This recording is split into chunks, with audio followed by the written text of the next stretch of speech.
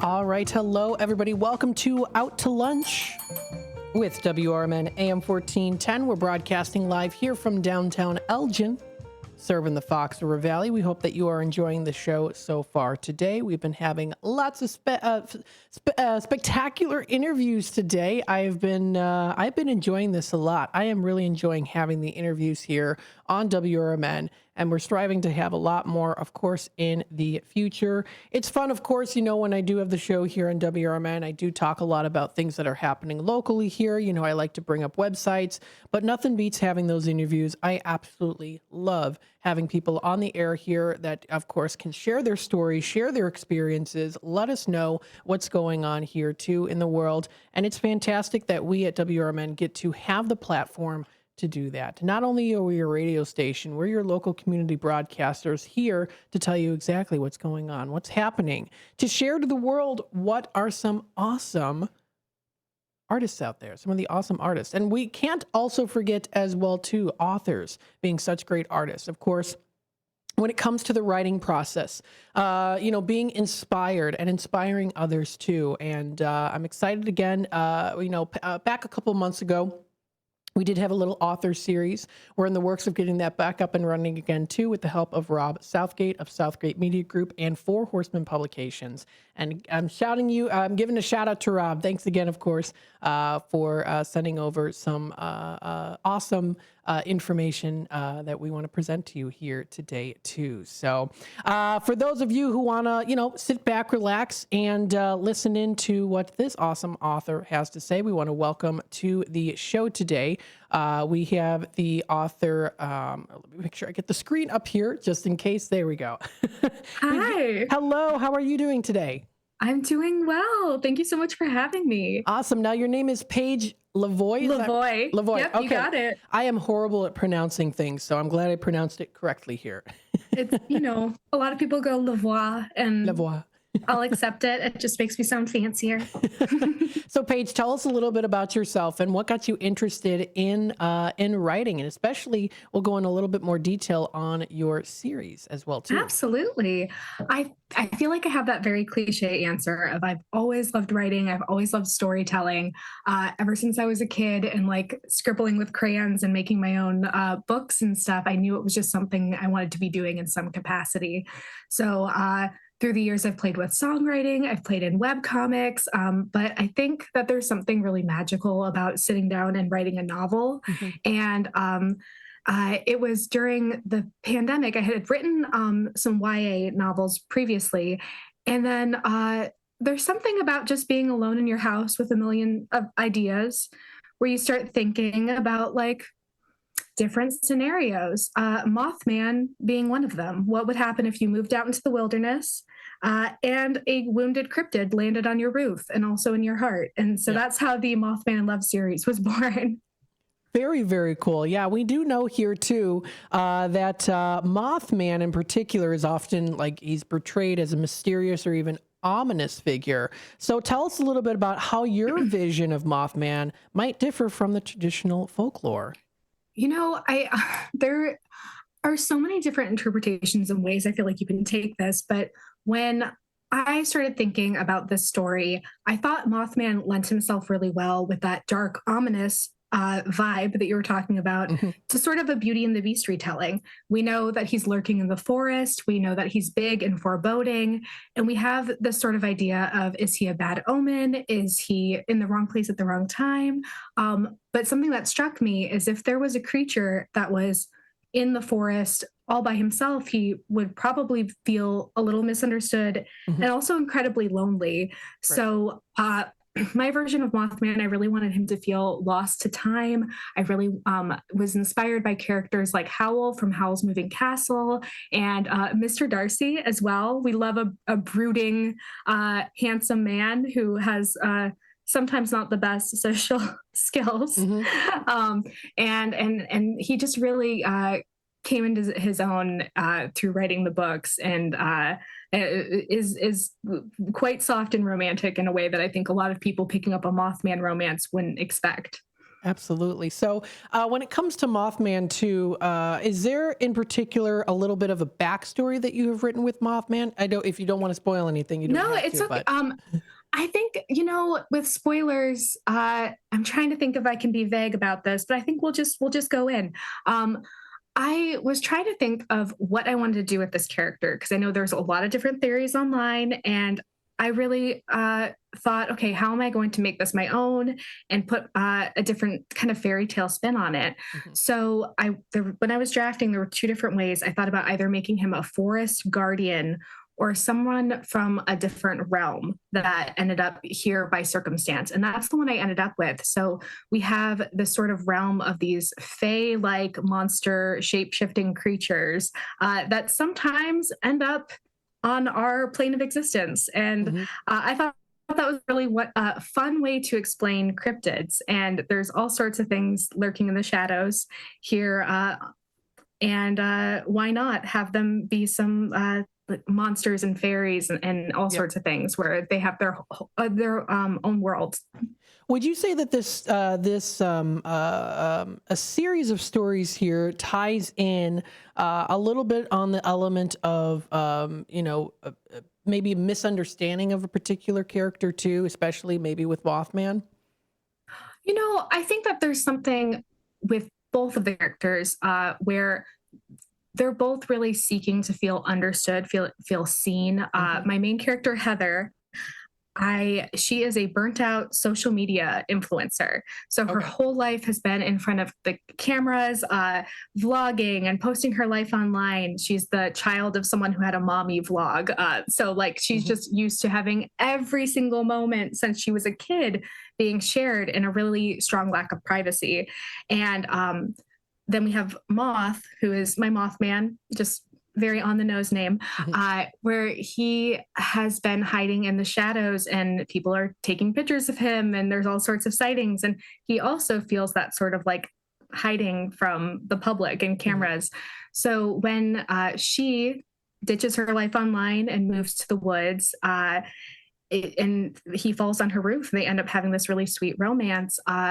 One of the things that I thought was really important is that these two people who you would think are so different, she's all in her social media, he is this brooding forest monster, and they have a lot in common in this really wanting to kind of slow down together Hmm. and really see each other for everything they are too, without that lens of a camera and the assumptions of everybody. Right. Absolutely.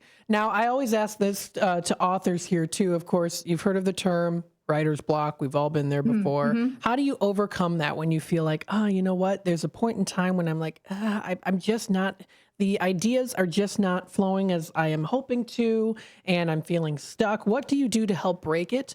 And do you also at times say, hey, you know what? I'm going to step away and take a little break? I think that both of those are really valid, right? Because Hmm. sometimes you can overwork something. Where I know that currently I'm drafting, um, and there are moments when I am so confident and so loving the story. And then there are other moments where I'm like, oh, something isn't working here. And you can just go a million different ways with something. And sometimes I feel like instead of having no ideas and feeling blocked, I have too many ideas Hmm. where I see all of the branching paths as if it's a choose your own adventure. And you get a little bit bogged down with what's the best pathway going to be, what's the Hmm. best, uh, going to have the most payoff, going to be best for the characters. And I think going back to who the characters are, thinking about your story, thinking about their arcs, thinking about what they would do really Hmm. helps. I always say that a draft starts to feel like it is in the right place when it doesn't feel like a lie anymore, when it Hmm. feels like it's like, this is true. This is exactly how it's supposed to be. It starts playing in your head like a movie. Hmm. But when I'm really stuck, I do the go for a walk, take a shower, step away from your computer. Hmm. I do allow myself to work on other things. I think that sometimes opening a draft that doesn't have a deadline, allowing yourself to like write some poetry, write some lyrics, Hmm. do something in a different space. I also love to draw, so Nice. I'll doodle my characters too, Hmm. and that kind of helps. Listening to some music that you feel like channels the energy of your story, and Hmm. drawing or going for a walk, just keeping in the space while stepping away from the actual words. Absolutely. Now, I also have to ask this too, as an author, do you incorporate your own personality into the characters? I do, and I feel like it's really hard not to. I think Hmm. in every single, I'm looking at my shelf, in every single book I've written, there's just pieces of me in all of them. And so this Mothman story in particular with Heather, one of my inspirations for her was Alexis from Schitt's Creek. And I Yes. really thought I was going so Valley Girl, Hmm. so like Yep. uh she has like such a good heart, but Uh-huh. also like has these like superficial qualities that I think can be really relatable. Hmm. But she ended up having also so much of me in her quirkiness. I'd also never seen a work of fiction, like a romance book in particular, where uh, a character had the same chronic illness that I do. So I have Okay. Hashimoto's. It's a thyroid disorder. So fun. Oh my goodness. And it's it's manageable and stuff, Hmm. but when I got diagnosed it was really scary, and the only media I could find was ways to manage it, ways to alleviate symptoms, and like diet books and all sorts of stuff. And I really just wanted to see casual representation. I wanted to see a character who woke up in the morning and took some thyroid medication or couldn't Hmm. have gluten or whatever those things would be. Yep. So designing her and giving her that has been really cathartic for me. Where through the series you see her having flare-ups and you see her dealing with these symptoms, and you Hmm. also see a lot of love and affection that Moth gives her, like noticing she takes medicine and bringing it to her in the morning Hmm. with a glass of water. um, and something that's been so lovely is readers reaching out to me being like, I just got diagnosed with this and just happened to pick up your book, and I so wasn't expecting to feel seen and stuff. And that's been like a really beautiful, unexpected Yeah. thing where sometimes you write something for yourself and it ends up there are a lot of people who are going to relate and see that. Yeah. I think that that's the beauty of writing a book, telling a story, is incorporating your own experiences in there and your own your ideas and your beliefs, and then realizing there are people out there that might not they pick up the book not expecting it, and it's like, oh my goodness, I can relate in that way, and it really brings it brings people together, and I think that that's fantastic as well too. Now, I do want to talk a little bit. I do believe Yeah, you're absolutely. you're launching a Kickstarter. Is that right? Yes, that Yes. it launched at the beginning of this month. We're already halfway to our goal. I think actually now over halfway, which is so exciting. But the Kickstarter, it's been this really great opportunity to do something special to celebrate the completion of the series because it just wrapped in December. The characters are married now. We're celebrating. And when my publisher, Four Horsemen, reached out and they said, they'd really like to celebrate by doing these gorgeous special edition books. It was really exciting to collaborate and redesign the covers. We have these beautiful character cameos on the back. And it is running till the end of February, and they're just so gorgeous. Awesome. Oh, so cool. Well, Paige, thank you so much for joining us today. This has been such a great Absolutely. interview. Before we let you go, tell us a little bit on how people can find more information about you and your stories that you have to offer. Awesome. Yeah. So, hi, everyone. I'm Paige Lavoie. I tend to write stories about monsters, misfits, people falling in love. My website is pagelavoie.com. And the best way to find out about events and all sorts of things is joining my mailing list. Also, be sure to check out the Kickstarter. Type in Mothman on Love on Kickstarter.com. And there it is till the end of February. Awesome. Very cool. Paige, thanks again so much for joining us today here. And we hope you have a wonderful rest of your day. And Thank we would you. love to have you on again if you I would love going that. on to the journey, and hoping to bring on more people of Four Horsemen Publications on, continuing on again here at WRMN. So thank you so much. Thank you. Have a great All day. right. You too. Thanks again. Bye-bye. Bye. All right, that was Paige Lavoie coming in here live from her home, and we appreciate her coming onto the scene here on WRMN, talking about, of course, her books and awesome series here too about Mothman. And if you want to check out more information, feel free to visit her website. That is paigelavoie.com. Again, paigelavoie.com. And check out more information about her. She also has written another book as well, too, called Dear Galaxy.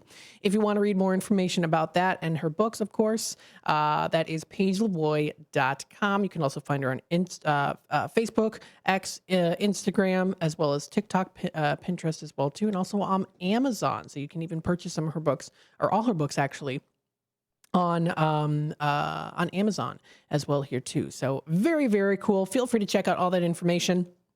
And don't forget also, you can check out the fourhorsemenpublications.com. That's fourhorsemenpublications.com. Currently, right now, they have a Black History Month sale. All books by Black authors are 25% off. Also, they have a Valentine's Day sale, all romance and erotica at 25% off as well, too. So if you're interested in that, you can find information posted at the top of the page on that's the number 4, horsemenpublications.com.